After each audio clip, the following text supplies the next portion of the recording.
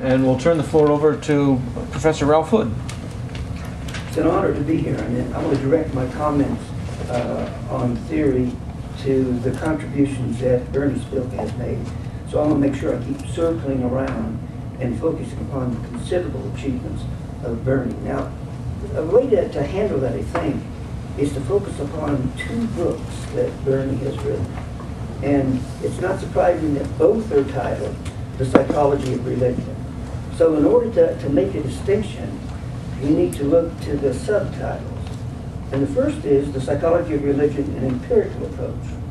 And that's Bernie's visionary textbook, published 25 years ago in the first edition, I think, something like that, where Bernie integrated with some other co-authors, Richard Gorsuch and myself, for the first time, a textbook directed toward what is empirically known about the psychology of religion.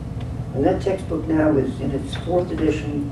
Other co-authors have included the late Bruce Huntsberger and currently Peter Hill.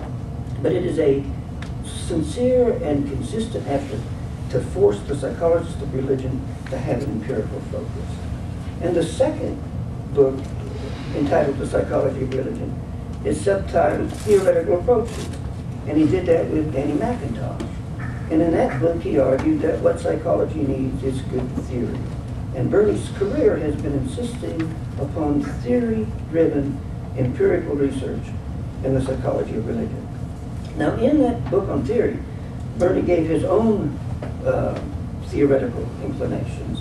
And along with Phil Shaver and Lee Kirkpatrick, they early on developed an attribution theory approach to the psychology of religion. And that has been a consistent theory that Bernie has used in many places throughout the first edition and subsequent editions of that textbook. And in my own research interest, one focus has been on the psychology of mysticism.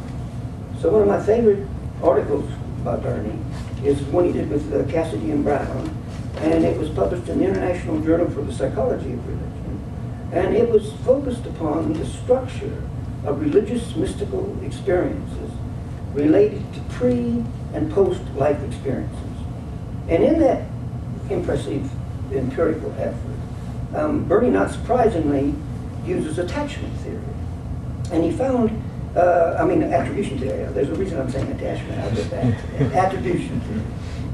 And not surprisingly, he found, for instance, that religious orientation, a pre-life experience, was predictive of certain kinds of religious experiences. He found that religious orientation combined with stress was perhaps more predictive of mystical experiences. And he found a lot of interesting data that have been followed up in various ways I want to suggest in a second. But most important for theory construction, from my perspective, is he made a distinction between religious experience, which he argued was a broader category, than mystical experiences, experiences of union, which was a much narrower category, and demonstrated that empirically you could separate those two out. Now, Bernie also won, for those of you who aren't psychologists, the Division 36 most prestigious award for research in the psychology of religion. And it's appropriately titled the William James Award. And William James's view of mysticism is amazingly complex and very often presented in a very simplistic way. But he did make a distinction that's going to be very important for people dealing in attribution theory, and one that I want to come back to because it's controversial enough. And that's a distinction between experience and the interpretation of experience. James insisted upon that distinction, and he noticed that mystical experience, whatever that might be, could form matrimonial alliances with all kinds of frameworks. So he wanted to separate out those frameworks from the experience. And he himself defined mysticism in a variety of curious ways. Let's take just two examples. In one, and in a footnote, and in the varieties, he insisted that mysticism was fundamentally the experience of man's union with God. And then he goes right on to say, it's also the experience of being one with the absolute and aware of your oneness with it. So he has a religious description of that experience, and he has a more, if you will, impersonal, philosophical description of that experience, doing what the religious studies philosopher Hicks would have called simply the real, which presents itself in both impersonal and personal terms.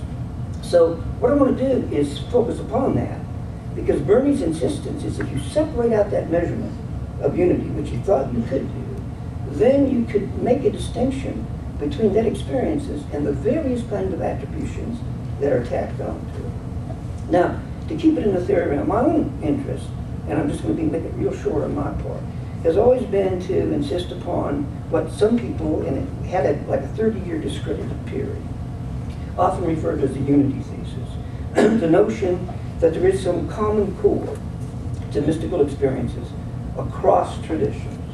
And that common core states identified in terms of an experience of unity variously articulated. And I don't want to develop it. Most of you are probably familiar with it. And the interpretation of that experience.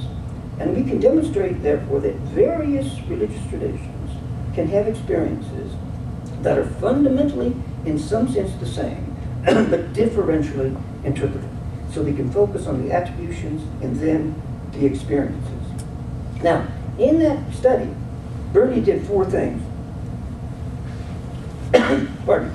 Bernie did 4 things that the research literature has systematically supported. The first he argued is that pre-life experiences determine the kind of attributions you can make to not only mystical experiences, but religious experiences. But I'm going to keep it to the mystical experience plane.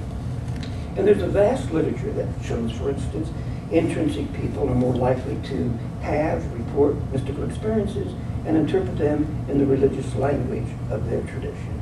And there's also a whole range of quasi-experimental studies showing you that you can elicit and facilitate the experience of mysticism more easily among certain groups of people than others, and when elicited among intrinsically religious people, they persistently apply religious attributions to those experiences. A second strand of research that Bernie anticipated and laid the foundation for was the relationship of stress to the report of mystical experiences. And that led to that vast psychological literature on the fact that mystical experiences might be, under certain conditions, all conditions, psychopathological. But Bernie noted that part of that effect was dependent upon the kind of attributions you can make to that experience. So I'll just give you one strand of research that's been very important. It's not that stress per se elicits mystical experience, but it's an incongruity between 2 types of stress, set stress and setting stress. And when there's an incongruity, low set stress, high setting stress, low stress, it facilitates a mystical experience whose psychological nature is primarily a function of whether or not you can embed it in a meaningful frame.